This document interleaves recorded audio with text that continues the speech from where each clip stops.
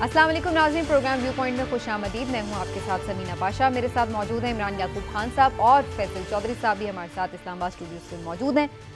नाज़रीन, आज के प्रोग्राम में काफ़ी सारे उमूर हैं जिनके ऊपर बात होनी है। ज़ाहिर है पॉलिटिक्स तो हमारा मरकज़ महवर रहता ही है जो करंट अफेयर में चलता है, और इसके साथ साथ आज इस हवाले से ख़ास तौर पर भी बात करेंगे कि जो हुकूमती इत्तेहाद है इस वक्त, जिन्होंने मिलकर पहले ना सिर्फ ये कि इमरान खान साहब को हुकूमत से निकाला, उसके बाद मिलकर ही हुकूमत भी बनाई, अब मिलकर ही मुख्तलिफ इंतखाबात भी लड़े हैं, तो क्या अब ये मिलना उनका मुस्तकिल ही हुआ चला जा रहा है? आइंदा इंतखाबात के हवाले से उनकी क्या हिकमत अमली है, इसके ऊपर थोड़ा गौर शुरू हो चुका है कि क्या आइंदा भी मिलकर ही लड़ा जाएगा इमरान खान साहब के खिलाफ, या फिर जैसे बहुत सारी इनमें ऐसी जमातें हैं जो कि रिवायती हरीफ रही हैं, तो दोबारा से आम इंतखाबात में एक दूसरे के मद्दे मुकाबिल नजर आएंगी। हमारी टॉप स्टोरी होगी, इस पर बात करेंगे।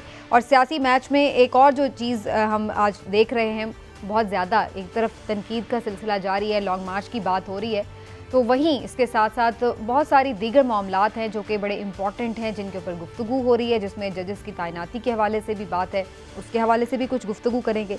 लेकिन इन तमाम मौज़ूआत से पहले आज एक दिल दुखा देने वाले टॉपिक पे पहले बात करेंगे। जनाब, मैं बात कर रही हूँ पाकिस्तान भारत के दरमियान होने वाले मैच की, वर्ल्ड कप का ये मैच, जिसमें पाकिस्तान अगरचे बड़ी मुश्किलात से गुजरा, लेकिन बहरहाल आखिर में जाके ऐसा लग रहा था कि पाकिस्तान मैच जीतने की पोजीशन में आ गया है। लेकिन फिर उसके बाद हमने देखा कि विराट कोहली ने जिस तरह से एक आउटस्टैंडिंग इनिंग खेली, और उसके बाद फिर आखिर में जो एक बड़ा ही टाइट किस्म का ओवर हुआ मोहम्मद नवाज़ का, उसके बाद सूरत हाल अक्सर बदल गई और फिर हमने देखा कि पाकिस्तान ये मैच लूज़ कर गया। इसमें एक चीज़ जो बड़ी इंपॉर्टेंट रही, वो एक नो बॉल का फैसला था अंपायर की तरफ से, जिसके ऊपर काफ़ी ज़्यादा तनकीद भी हो रही है सोशल मीडिया पर, तो उसके हवाले से भी थोड़ी सी ज़रा राय जानेंगे, और उसके बाद फिर अपने जो दीगर टॉपिक्स हैं उनकी तरफ बढ़ेंगे। इमरान साहब की तरफ आते हुए, इमरान साहब, ये जो मैच था, दिल तो नहीं आपका दुखा हुआ? पहले मैं बोलूँ तबीयत ठीक है आपकी? बहुत सारे लोग ना जैसे सोशल मीडिया पे ये तबसरे कर रहे थे कि ये तो वो मैच है कि बंदा आईसीयू के दरवाजे खोल दे, कोई हार्ट अटैक ना हो जाए, खुदा ना खास्ता किसी को। बिस्मिल्लाहिर्रहमानिर्रहीम। समीना, देखें, बात ये है कि इंडिया और पाकिस्तान का मैच जो है ना, हमेशा से दिल दहला देने वाला होता है। ये उसमें ये नहीं होता कि ये पहली दफ़ा इस तरह की बात हुई है। लेकिन देखिए, सच्ची बात तो ये है कि मैच हुआ, बड़ा ही शानदार मैच हुआ। और अब तो वैसे कुछ रूटीन ही बन गई कि आखिरी बॉल तक ही हम लेके जाते हैं मैच। लेकिन मैं समझता हूँ कि ये, मैं नो बॉल की तरफ बाद में आऊंगा, पहले मैं समझता हूँ कि जो आखिरी 2 ओवर थे हमारी इनिंग के, हमने एक तो हमारी ओपनिंग आज बाबर आजम साहब और रिजवान साहब दोनों उस तरह से स्कोर ही नहीं कर सके, तो उससे, लेकिन उसके बाद जो इफ्तिखार और शान मसूद ने पार्टनरशिप की, उससे बड़ा एक हमें मिला। पहले तो नहीं लगता था कि शायद 125 स्कोर भी हो सके, 160 स्कोर का हदफ दे दिया हमने 159 करके, तो ये ठीक था। लेकिन मैं समझता हूँ कि आखिरी दो ओवरों में अगर आपने भी गौर किया हो कि हमने जो 3-4 गेंदें ज़ाया की, फिर एक्स्ट्रा रन दिए। नहीं, मैं अभी पाकिस्तानी बैटिंग की बात कर रहा हूँ, तो वो 170 तक हम आसानी से कर सकते थे। तो अगर स्कोर तो तब भी अच्छा हो गया था, 160 पे भी हमने उन्हें काफी कंट्रोल कर लिया था। ठीक है, लेकिन वो भी अगर थोड़ा सा मार्जिन होता तो चीजें हो जाती। दूसरा, फिर वो जो मामला एंड पे आप देखें कि आप अगर बात करें तो आज फर्क क्या था? आज फर्क ये था कि उनके पास कोहली जैसा एक तजर्बाकार बैट्समैन था, और उन्होंने, कोहली ने मैच के बाद गुफ्तगू करते हुए ये कहा भी कि मुझे जो है ना, मैंने ये सोच लिया था, और मुझे मेरे साथी ने भी कहा कि हमने किस तरह से बनानी है स्ट्रेटजी, और एक नवाज का ओवर होगा जिसमें हम फैंटी लगाएंगे और ये करेंगे और वो करेंगे। लेकिन उससे पहले शाहीन शाह अफरीदी के ओवर में काम काफी खराब हो गया था। लेकिन देखिए, जो नो बॉल है ना, जो आईसीसी का भी इस पे अभी आ गया है कि नो बॉल पे इतराज हो सकता था, लेकिन जो है ना फ्री हिट वाला, जब नो बॉल हो गया, पता नहीं उसके बाद वो फ्री हिट पे स्कोर होने ही थे। जो ये एक था ना सोशल मीडिया पे बड़ा चल रहा कि जी बोल्ड हो गया तो बॉल डेड हो गया, ऐसी बात नहीं होती। फ्री हिट पे सिर्फ अगर आप रन आउट कर लें तो वो होता है, बाकी वो जिस तरह से भी स्कोर हो जाए या कोई बोल्ड भी हो जाए तो वो आउट नहीं माना जाता। फ्री हिट भी तो मिली नो बॉल की वजह से। हार्ड लक टू पाकिस्तान, और मैं समझता हूँ कि अच्छा खेल रही दोनों टीमों ने, बड़ा डट के मुकाबला किया, और क्रिकेट जो है वो बाई चांस ही है। फवाद चौधरी साहब, अगर मैं आपसे ये पूछूं कि आपकी दिलचस्पी है या नहीं है तो ये एक अजीब सी बात होगी, क्योंकि शायद ही पाकिस्तान में कोई शख्स ऐसा हो जिसकी जो है वो दिलचस्पी ना हो। सॉरी, मैंने आपको शायद फवाद चौधरी बोल दिया है, फैसल चौधरी साहब। लेकिन इससे पहले कि मैं आपकी तरफ आऊँ, इस वक्त सलमान भट्ट साहब भी हमारे साथ मौजूद हैं, फॉर्मर पाकिस्तान कैप्टन और क्रिकेट एक्सपर्ट। ज़रा उनसे पहले राय जानते हैं कि ये क्या हो गया हमारे साथ आज। सलमान भट्ट साहब, ये जो पाकिस्तानी टीम का खासा है ना, कि ये जो इन्होंने हमारे ऊपर की धड़कने ऊपर और नीचे की नीचे और जान हमारी अजाब में किए रखते हैं, ये पता नहीं कब हम इस तरह खेलना छोड़ेंगे। लेकिन आपके ख्याल से आज के मैच को कहाँ पाकिस्तान ने लूज कर दिया? आप समझते हैं यहाँ पे पाकिस्तान ने मैच खत्म कर दिया था? I think once we were in the ground, जब खेल शुरू हुआ तो पाकिस्तान ने मैच लूज किया। इससे ज्यादा मैं ये कहूंगा कि विराट कोहली ने ये मैच जीत लिया, क्योंकि आप उस इनिंग को हम अंडरमाइन नहीं कर सकते। जिस प्रेशर में और जिस किस्म के शॉट उन्होंने मारे आखिर में, वो एक्स्ट्राऑर्डिनरी शॉट्स थे।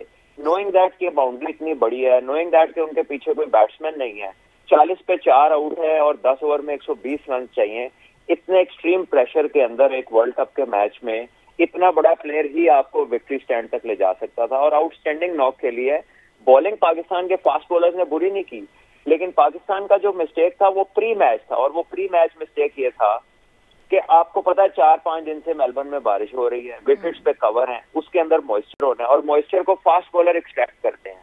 तो आपने अपना medium fast bowler Mohammad Wasim बाहर बिठा दिया और आपने out of form middle order की लाइन इकट्ठी कर ली अंदर, जिसमें हैदर अली भी हैं, जिसमें आसिफ अली भी हैं, कि जो फंक्शनल ही नहीं है। बड़े अरसे से वो लोग रन ही नहीं कर रहे हैं, जबकि वसीम ने पिछले ही मैच में वर्ल्ड कप के वार्म अप मैच में इंग्लैंड के खिलाफ 26 रन भी किए थे और 3 विकेटें भी ली थी।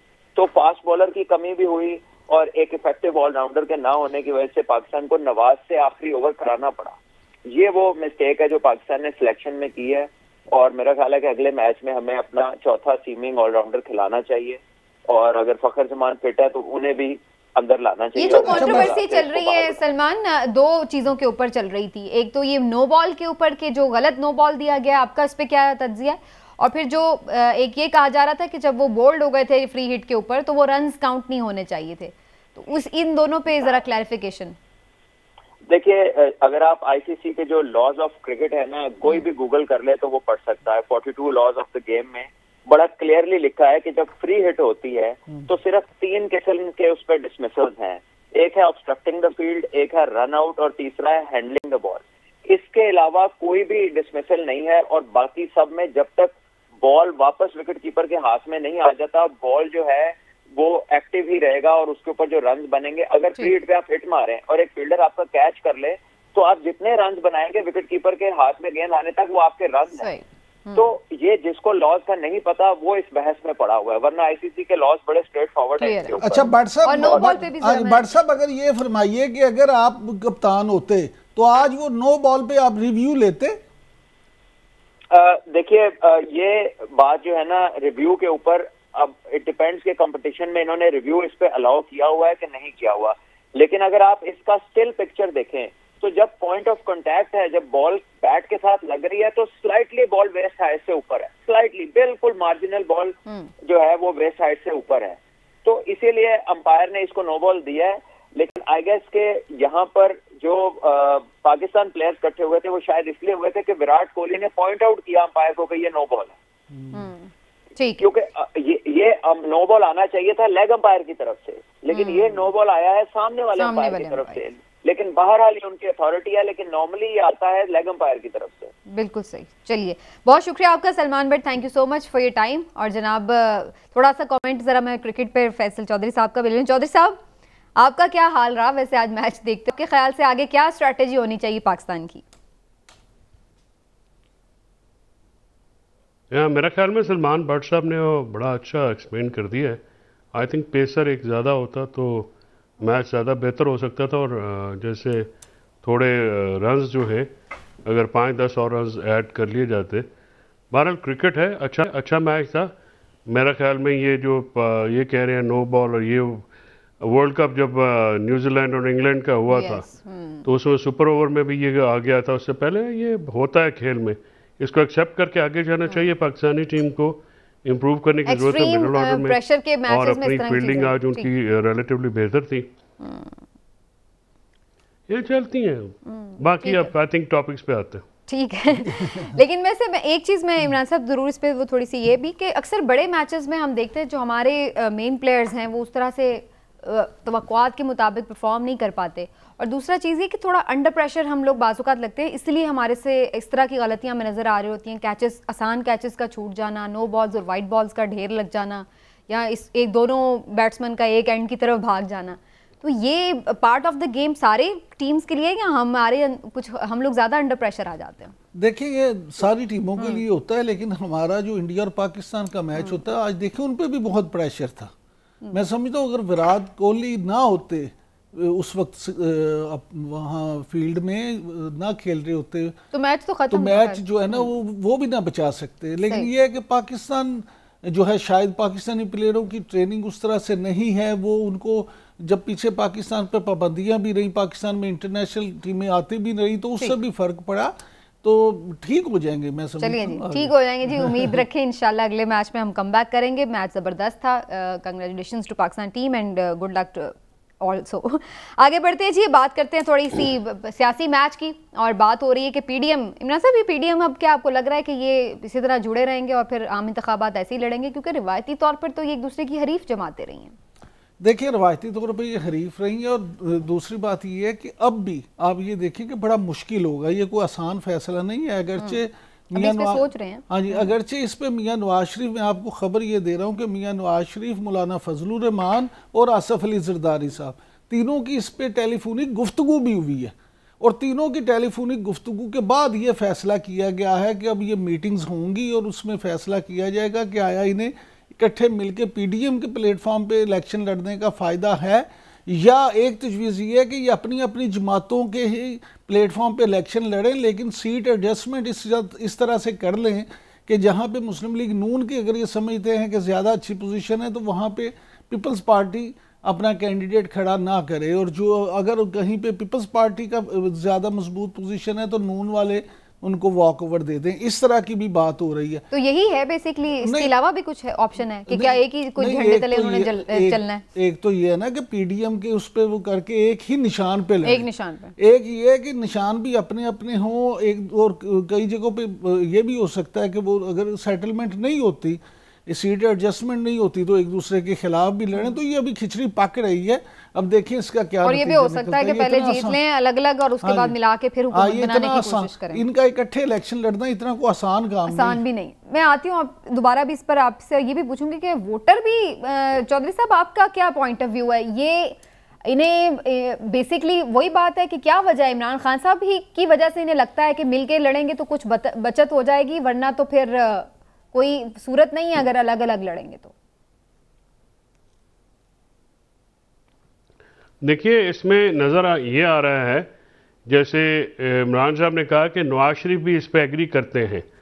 ये जो मेरी बात हुई है आज काफ़ी इस टॉपिक पे मुख्तलिफ जो बाखबर लोग हैं, तो वो ये कह रहे हैं कि मुस्लिम लीग नवाज जो एज ए पार्टी जो है वो अपना कॉन्फिडेंस लूज़ कर चुकी है, और उनको बहुत मुश्किल हो रहा है इस वक्त पीटीआई का सामना करना। लिहाजा वो इस बात पे और उनके जो मेंबरान हैं जो कि इलेक्शन लड़के आए या आगे उन्होंने लड़ना है, वो भी बहुत ज़्यादा कॉन्फिडेंट नहीं हैं कि क्या वो सिर्फ मुस्लिम लीग नवाज की टिकट के ऊपर जो है वो इलेक्शन जीत जाएंगे। उनका ये ख्याल ये है कि पीडीएम के प्लेटफॉर्म पे इकट्ठा होके, जैसे एक आधी सीट पे मुल्तान वाली पंजाब के गफ़ार डोगर साहब 2018 में उन्होंने 68 यानी 68,000 वोट लिए थे, और अली मूसा गिलानी ने 71,000 के करीब वोट लिए थे, और जैन कुरैशी साहब ने 77,000 प्लस वोट लिए थे। तो अब उसको उन्होंने जब इकट्ठा होकर इलेक्शन लड़ा है, तो उधर जो शेरबानो बीबी हैं, मेहरबानो बीबी हैं, उनका 82,000 प्लस वोट है, और मूसा गिलानी का 1,07,000 प्लस वोट है। तो उनका ये ख्याल है कि इस पे जो है हम मिल के लड़ें तो फ़ायदा हो जाएगा। इस सारी जो पॉलिटिकल गेम है, इसका जो बेनिफिशरी जो मुझे नज़र आ रहा है पीडीएम की तरफ से, वो सिर्फ एक पार्टी है, वो है पाकिस्तान पीपल्स पार्टी। यानी उन्होंने जो 2 सीटें जीती हैं वो क्लेम करते हैं ये पीपल्स पार्टी जीती है, बाकी जो 6 हारे हैं वो कहते हैं ये पीडीएम आ रही है, ये नवाज लीग आ रही है, हम तो अपनी सीटें जीत गए हैं। तो ये इस पे नवाज शरीफ वगैरह का जो नवाज लीग का बड़ा ये वाजे नज़र आ रहा है।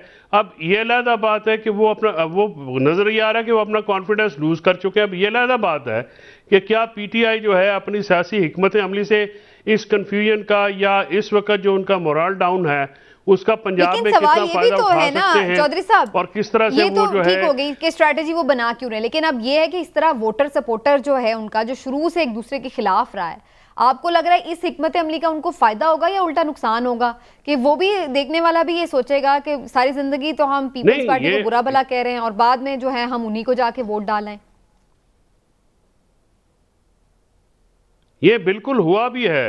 ये जब पंजाब के ज़िमनी इलेक्शन हुए हैं तो उसमें नून लीग के वोटर ने जहां पे साउथ में पंजाब पीपल्स पार्टी के वोटर्स जो जहां पे खड़े हुए थे वहां पे, और ये जो मुनहरिफ अरकीन थे इनको उन्होंने वोट नहीं डाला, ये बात। और इसके साथ एक और भी बड़ी मुझे जो है ना आज ये एफर्ट जो हुई है बिलावल भुट्टो की तरफ से, बिलावल जरदारी की तरफ से, तो इससे मुझे ये लग रहा है कि पीडीएम और ये जो इलेक्शन की बात आ रही है ये तो मामलात फौरी तौर पे इलेक्शन से जब होने वाले हों उससे पहले के मामलात हैं। अच्छा। तो आज जो एक बिलावल का जाना, शहबाज शरीफ से मुलाकात करना और टेलीफोनिकली एक दूसरे से इस पे कंसल्टेशन करना, ये बात का अंदिया दे रहा है कि इलेक्शन करीब हैं और इलेक्शन जो हैं वो जल्दी होने जा रहे हैं, जिसकी वजह से ये पार्टियां तेजी से अपनी सफबंदी कर रही हैं और फोर्थ कमिंग जो इलेक्शन हैं उनकी तैयारी कर रही हैं। तो ये अगर इलेक्शन दूर हो यानी साल बाद हो तो उसका इस वक्त ये मूव करने का ये टाइमिंग भी बड़ी इंपॉर्टेंट है।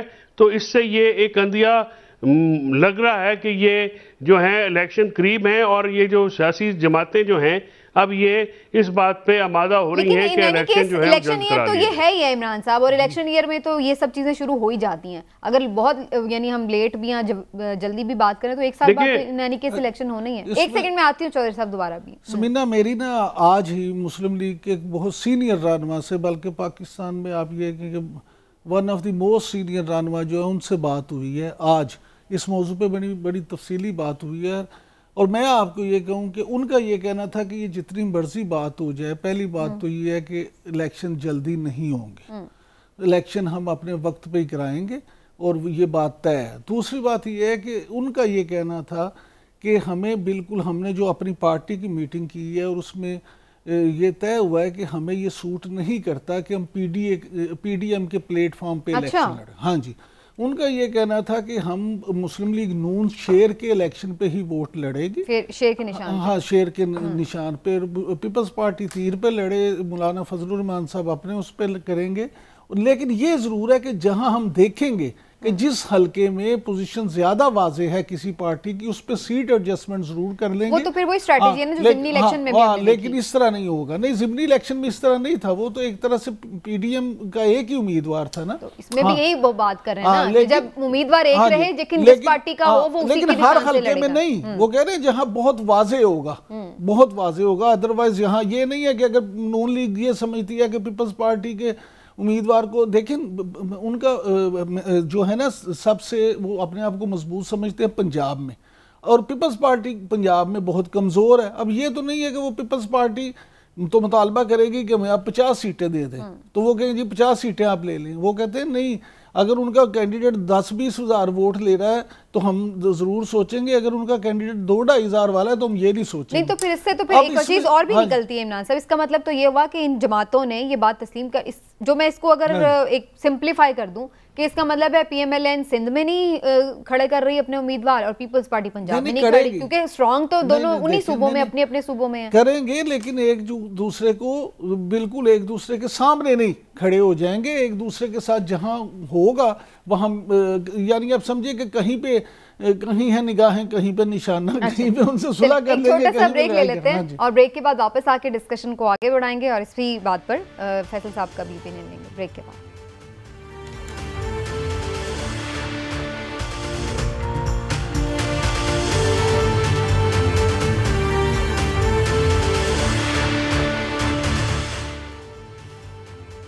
वेलकम बैक नाजरीन। और पीडीएम की हिकमत अमली की तो बात हुई, लेकिन खान साहब की भी तो एक हिकमत अमली है, और वो हिकमत अमली बड़ी सबके लिए कुछ सरप्राइज़ बनी हुई है, क्योंकि खान साहब उस सरप्राइज़ को खोल के सामने नहीं ला रहे कि लॉन्ग मार्च कब होगा, कैसा होगा, उसका हतमी इख्तिताम कब होगा और क्या उनके पास प्लानिंग है इस हवाले से।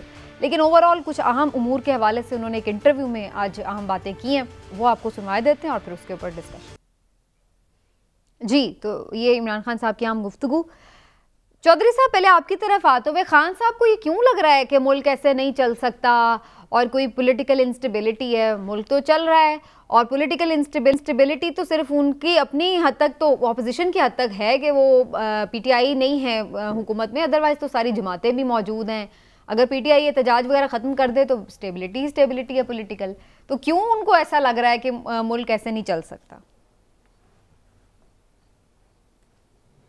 देखिए, चल तो बर्मा भी रहा है, रवांडा भी रहा है। अच्छा। चल तो वो भी मुल्क रहे हैं जहाँ पे अपना सिविल वॉर लगी हुई है, तो वो तो चलना, अगर आप उसको कहते हैं तो वो तो चल रहा है। अगर पाकिस्तान में देखना तो आपने ये है ना कि जब खान साहब थे गवर्नमेंट में तब कैसे चल रहा था और अब कैसे चल रहा है। ये सारी जो बात है, खान साहब इसलिए ये कह रहे हैं, जैसे अगर आपने यहाँ से लाहौर का सफ़र करना है या लाहौर से इस्लामाबाद का सफ़र करना है तो आपकी गाड़ी में उतना फ्यूल तो होना चाहिए ना, जिससे आप सफ़र मुकम्मल कर सकें। अगर आपका फ्यूल टोटल गुलबर्ग जाने तक है और आप वहाँ से इस्लामाबाद के सफ़र का कसरत कर लें तो फिर आपकी गाड़ी रुक जाएगी। यही हाल मईशत का हो रहा है। मईशत के बगैर कैसे चलेंगे? ये पैसे जो है पाकिस्तान के पास डिप्लीट हो रहे हैं तेज़ी से, जो है हमारे फंड्स, और हम जो हैं उतनी ज्यादा हमें इमदाद तो बाहर से नहीं मिली ऐसे है। रहता है, हम कभी कोई बड़ा हमारे पास दूध और शहद की नहरें बही हैं, शुरू से ही ऐसे ही चल रहा है पाकिस्तान, मईशत का बुरा हाल रहा है, महंगाई हमेशा रही है। ऐसे नहीं रहता ना। देखिए अब नहीं, ये कैसे है? ये देखिए, ये तो बड़ी जनरल सी स्टेटमेंट है ना जी, ऐसे तो नहीं हो रहा ना। फॉर एग्जांपल, जब 2018 में गवर्नमेंट आई और फिर अप्रैल 2022 में जब गई, तो आपने वहाँ पे कंपैरिजन करना ना कि उस वक्त क्या था और अब क्या है। उस वक्त मुल्क कहाँ पे माशी तौर पे खड़ा था, अब कैसे कहाँ पे खड़ा है। अब इससे ज़्यादा, इससे जो फ्यूचर है उसमें कोई ऐसी चीज़ तो अभी कोई ऐसी कोई जो कहते हैं अंग्रेजी में कि no rabbit has come out of the hat of this government, कि भाई क्या वो करेंगे, कोई ऐसी जादू की छड़ी, वो क्या ऐसा जादू दिखाएंगे जिससे मैशत की बेहतरी आएगी। बिकॉज अभी तक मैशत में बेहतरी नहीं आई है, डिटेरियोरेशन रोज रोज ज्यादा बढ़ती जा रही है। आपके इन्वेस्टर्स पैसे नहीं लगा रहे हैं, अप्लाई कर लें तो फिर पीएमएलएन तो ये कहेगी कि फिर हम ये देखते हैं कि जब 2013 में आई थी तो तब क्या था, उनके दौर में भी 5.7% तक ग्रोथ गई है, फिर वो डॉलर का रेट अपना वाला लेके आएंगे तो फिर हाँ आप पीटीआई वाले क्या उस वक्त बताएंगे। लेकिन मेरा सवाल इससे कुछ अलग है। इमरान साहब, हमने हमेशा ये देखा है लॉन्ग मार्चेस से तो नई हुकूमतें जाती हमने देखी कभी, लेकिन इमरान खान साहब बहुत ज़्यादा इस पे कॉन्फिडेंट हैं कि ये कोई सबसे डिफरेंट और सबसे अलग और सबसे बड़ा मार्च होने जा रहा है। आपको क्या नज़र आ रहा है? ये सिर्फ एक वो साइकोलॉजिकल खेल रहे हैं इस तरह कह के, अंडर प्रेशर कर रहे हैं हुकूमत को, या वाकई कुछ आउट ऑफ द बॉक्स उनके पास है जिसकी वजह से वो इतने मुतमईन हैं? काश उनके पास कोई आउट ऑफ द बॉक्स होता। अच्छा, जैसे वो हुकूमत में आने से पहले कहते थे कि मेरे पास 200 एक्सपर्ट्स की टीम है, मैं ये कर दूंगा, मैं काबिल तरीन लोग ले आऊंगा, मैं मुल्क की किस्मत चेंज कर दूंगा। लेकिन शो में ये किस्मत के हुआ कुछ नहीं। 1990 से मैं खुद प्रोफेशनली इस जर्नलिज्म में हूँ। मैंने हर अपोजिशन लीडर के मुंह से यही अल्फाज सुने कि पाकिस्तान ऐसे नहीं चल सकता। हाँ, पहले ये पीडीएम वाले भी यही कहते थे। ओहो, अल्लाह जन्नत नसीब करे, नवाबजादा नसरुल्लाह खान से बड़ा अपोजिशन लीडर कोई नहीं हो सकता पाकिस्तान में। उनके मुंह से भी मैंने यही सुने हैं। उसके बाद जितने अपोजिशन लीडर रहे हैं, जितनी हुकूमतें रही हैं, हर के मुंह से सुना पाकिस्तान ऐसे नहीं चल सकता।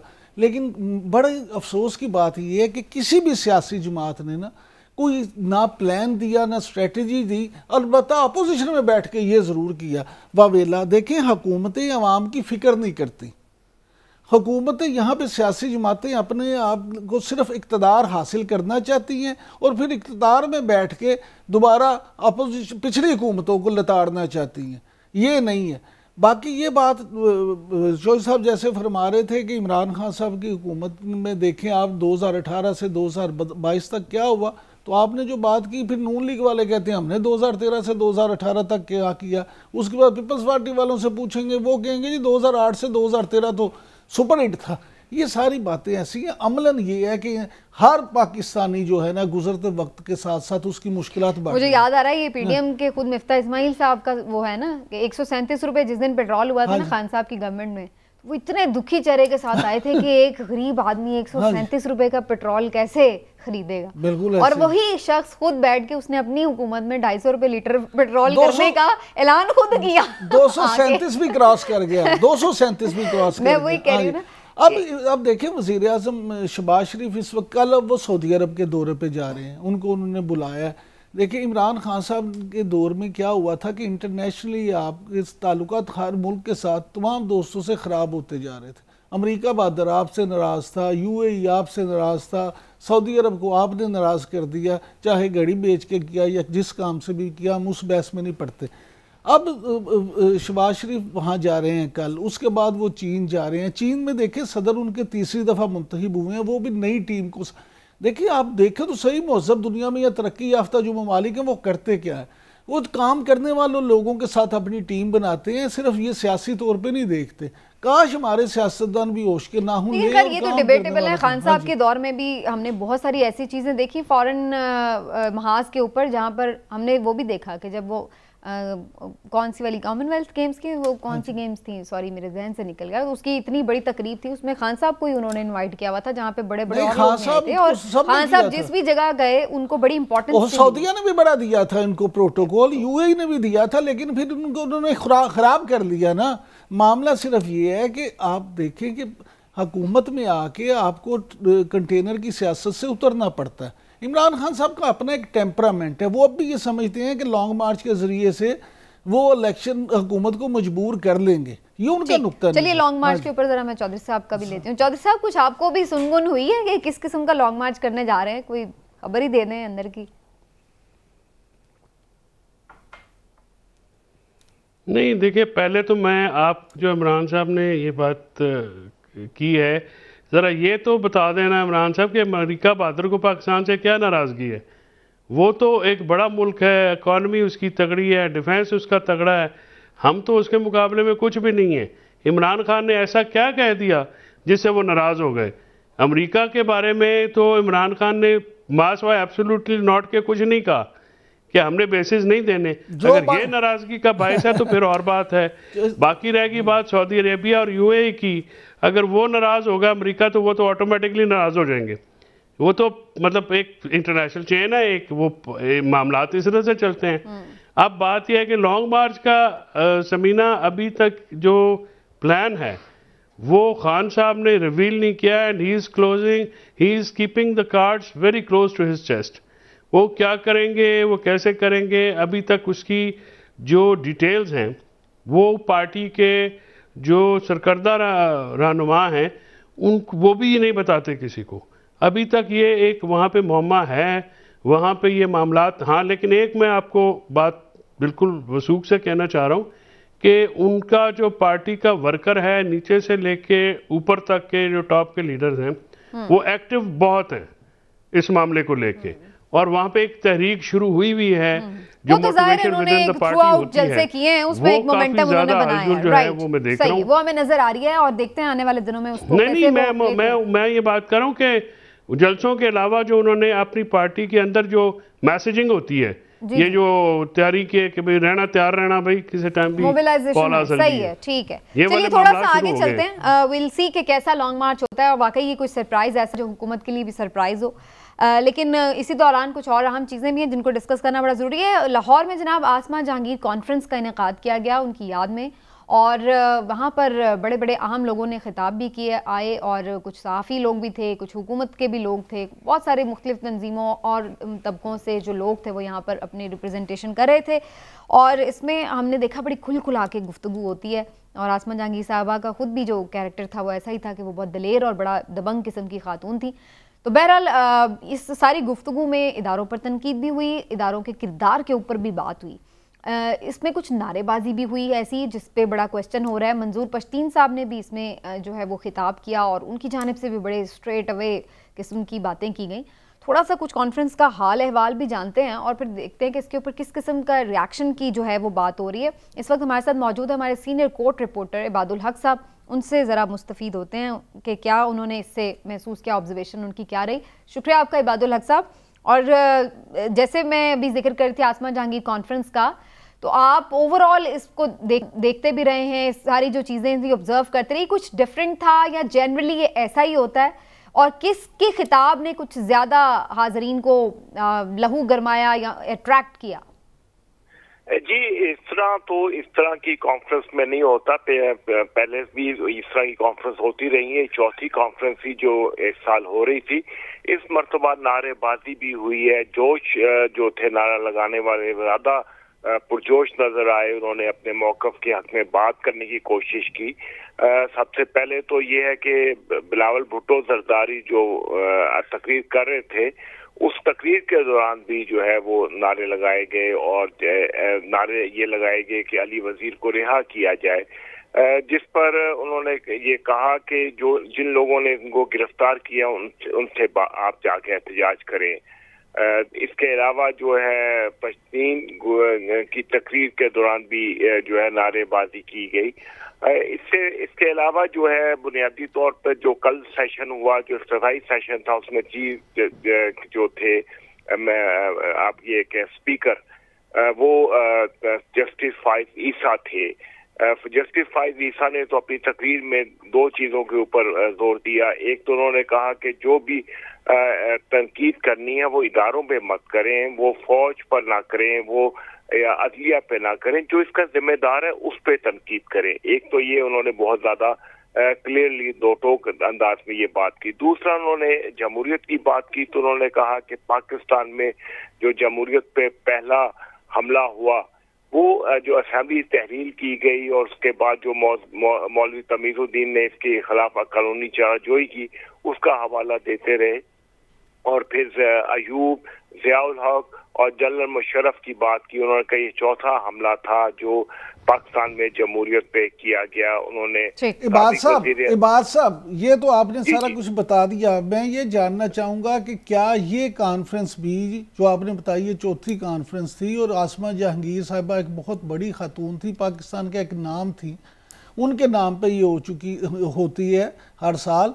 मैं सिर्फ ये जानना चाहूँगा कि ये भी महज एक कॉन्फ्रेंस ही थी या आप एक सीनियर रिपोर्टर के तौर पे समझते हैं कि इसका कोई फ़ायदा भी होगा मुआशरे को?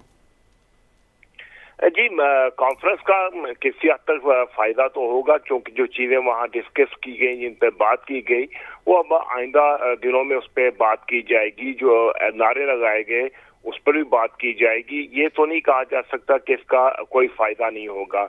इसका किसी हद तक फायदा होगा, क्योंकि जो लोग इसमें शिरकत कर रहे थे वो हर शोबों से थे। वो हुकूमत से भी थे, वो अपोजिशन से भी थे, वो लोग भी थे जो मुख्तलिफ शोबों के माहिरीन हैं। तो इस पर ये बात आगे चलेगी। अब ये बहस होगी, समाजी तौर पर भी इस पर बात की जाएगी, लोग महफिलों में भी बात करेंगे और जो जहाँ जहाँ ये लोग आए हैं कल को जाकर इस पर बात करेंगे। जी, बहुत शुक्रिया आपका इबादुल हक साहब, आप शो में आज शामिल रहे। मैं एक सवाल पूछना चाह रहा हूँ। अच्छा, वो अब हमने उन्हें थैंक्स कह दिया। एक छोटा सा ब्रेक भी हमें लेना है चौधरी साहब, फिर वापस आते हैं तो फर्दर इस पर बात करते हैं। नाज़रीन, एक ब्रेक के बाद।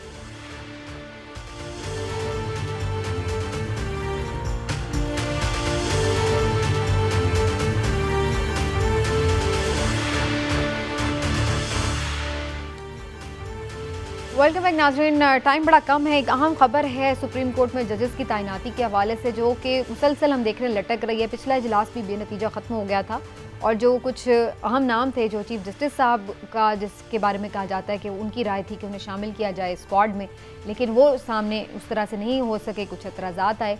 तो अब दोबारा से उन नामों पर कुछ नज़रसानी की भी बात हुई है, जिसके ऊपर कुछ वकला जो तंजीमें हैं वो भी एतराज़ कर रही हैं। ये सारा एक ऐसा लग रहा है कि कॉन्ट्रोवर्शियल सा बनता जा रहा है प्रोसेस। क्या इसका नतीजा होना चाहिए, इस पर बात करते हैं। हमारे साथ जो कि चौधरी साहब मौजूद हैं, ज़्यादा आईनी और कानूनी मामलात को बेहतर समझते हैं। चौधरी साहब फरमाइएगा, ये 3 नामों के हवाले से पहले भी हो रही थी बात, फिर उस पर नजरसानी की भी बात हो रही है। इस मसले का हल आप क्या देखते हैं और इन जनरल आपके ख्याल से तरीक़ाकार कुछ बदलने की ज़रूरत नहीं है, कुछ रिफॉर्म्स चाहिए इस सिलसिले में कि ये बार बार कंट्रोवर्सी ना हो इसमें? रिफॉर्म्स तो बिल्कुल चाहिए समीना। ये जो जजेस की तैनाती का तरीक़ेकार है, जो कि 18वीं तरमीम और उसके बाद सुप्रीम कोर्ट की इंसिस्टेंस के बाद 19वीं तरमीम आई, जिसको पाकिस्तान की पॉलिटिकल पार्टीज़ ने भी बहुत तनकीद का निशाना बनाया, और उन्होंने बल्कि ये भी कहा, अगर मुझे याद है तो बिलावल भुट्टो जरदारी की तरफ से कहा गया कि ये 19वीं तरमीम ख़त्म कर देनी चाहिए, और मैं बिल्कुल इस पे तायद करता हूँ उनकी कि ये मामलात ख़त्म करके इसमें बहुत ज़्यादा कोहेरेंस लाने की ज़रूरत है, इसको बहुत ज़्यादा ट्रांसपेरेंट करने की ज़रूरत है, और इसको बहुत ज़्यादा ओपन करने की ज़रूरत है। क्योंकि जजेस दूसरों का एहतसाब करते हैं। होता यह है, जो दुनिया में जो कॉन्स्टिट्यूशनल प्रिंसिपल ये है कि अगर जजेस जुडिशरी लगाएगी तो उसको पार्लियामेंट जो है वो निकालने का अख्तियार रखते हैं, या पार्लियामेंट लगाएगी तो फिर जुडिशरी जो है उनका एहतसाब करके एक जो मैकेनिज़्म है वो वहाँ पे रखती है कि दस्तरस रखती है कि वो उनको निकाल सकें। यहाँ पे ये 18वीं तरमीम और 19वीं तरमीम के बाद ये हुआ कि यहाँ पे रखते भी जजेस खुद हैं, और बाद में उनके खिलाफ कार्रवाई का हक भी जो है वो जजेस के पास ही महफूज है। तो इसको बदलने की तो बहुत ज़रूरत है। अब जहाँ तक मौजूदा ऑन गोइंग कंट्रोवर्सी है, इसका जो बुनियाद है वो प्रिंसिपल ऑफ सीनियरिटी है। जो लोग प्रिंसिपल ऑफ सीनियरिटी को जो है एडवोकेट करते हैं या सपोर्ट करते हैं, वो ये कहते हैं कि इससे ये जो पिक एंड चूज़ और डिस्क्रेशन का जो एक मामला है वो ख़त्म हो जाएगा। लेकिन उसके जो मुखालफत में एक ये बड़ा वोकल आर्गुमेंट ये है कि प्रिंसिपल ऑफ सीनियरिटी जो है वो आइन में नहीं दिया गया है। सुप्रीम कोर्ट का आर्टिकल 175 में जो क्वालिफिकेशंस हैं सुप्रीम कोर्ट में अपॉइंटमेंट की, वो 15 साल की प्रैक्टिस है। उसमें ये भी एक बड़ा इंटरेस्टिंग डायकॉटमी कह लें या तजाद कह लें या फ़र्क कह लें। हाई कोर्ट का जज जो है उसके लिए उम्र की हद है 45 साल। सुप्रीम कोर्ट के जज के लिए उम्र की हद मुकर्रर नहीं है। उनके लिए जो एक ही क्राइटेरिया है वो है 15 साल की प्रैक्टिस एक्सपीरियंस, और वो कानून और आइन के मुताबिक डायरेक्टली वकीलों से भी लगाया जा सकते हैं वाले मसले पे ये फंसा हुआ है। चलिए चौधरी साहब, हमारा अनफॉर्चुनेटली वक्त खत्म हो गया है। ये चूंकि ऑनगोइंग है, लाया जाता है तो फिर उन पे ठीक, चलिए ऑनगोइंग है चूंकि ये टॉपिक, इस पे हम फिर फर्दर भी डिस्कशन करते रहेंगे। आज हमारे प्रोग्राम का वक्त खत्म, अपना फीडबैक दीजिएगा। इंशाल्लाह फिर मिलेंगे। अल्लाह हाफिज़।